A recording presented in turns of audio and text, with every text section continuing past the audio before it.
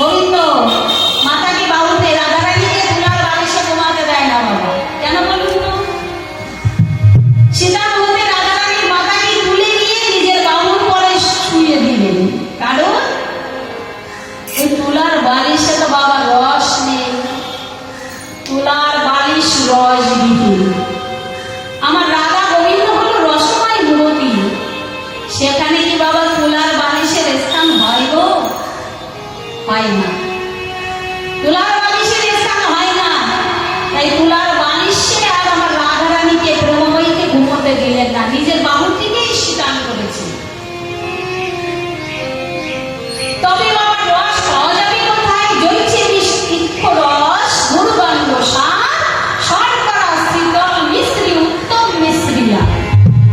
শর্করা শীতল মিশ্রি উত্তম মিশ্রি আর বললেন বাহাদুর।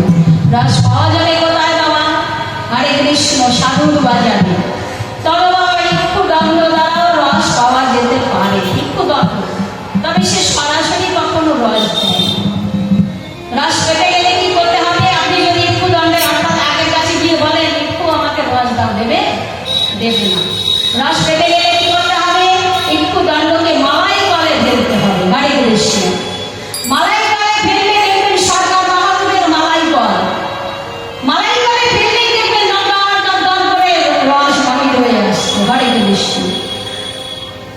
তবে সেই রসের আয়ু কত সময়? পরমায়ু মাত্র 5 থেকে 6 ঘন্টা, তারপরে রসের বিকার আছে। সেই রস আর রস থাকবে না। হরে কৃষ্ণ। যদি একটু বেশিক্ষণ রাখতে হয় কি করতে হবে? রসটিকে জাল দিতে হবে বিহান দ্বারা। জাল দিলে কি হবে? রস থেকে বাবা গুড় হয়ে যাবে। গুড়ের পরমায়ু 1 বছর।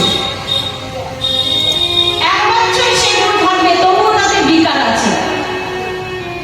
পুনরায় যদি দীর্ঘস্থায়ী করতে চান কিছুদিনের জন্য, ওই গুড়টিকে পুনরায় আপনাকে বিহান দ্বারা পরামর্শ নিয়ে জাল দিতে হবে। জাল দিলে কি হবে? রস থেকে চিনি হবে। চিনির আয়ু কতদিন? 5 থেকে 6 বছর। তারপরে তাতে বিকার আছে। বিহান দ্বারা পরামর্শ নিয়ে পুনরায় সেই চিনির মধ্যে যদি কিছুটা বাবা দুধ ঢেলে দেওয়া হয়, দুধ ঢেলে দিলে কি হবে গো? মিশ্রিতে পরিণত হবে।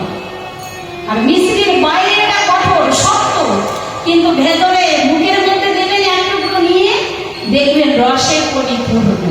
তাই তো? হরে কৃষ্ণ। নিতাই গৌর হরি বল। তাই এই রস পাওয়া যাবে সাধুর বাজারে। হরে কৃষ্ণ। তাই রাধারানী আমার বললেন সখিনে আমার গরু কত রঙ জানে। হ্যাঁ, এই সখী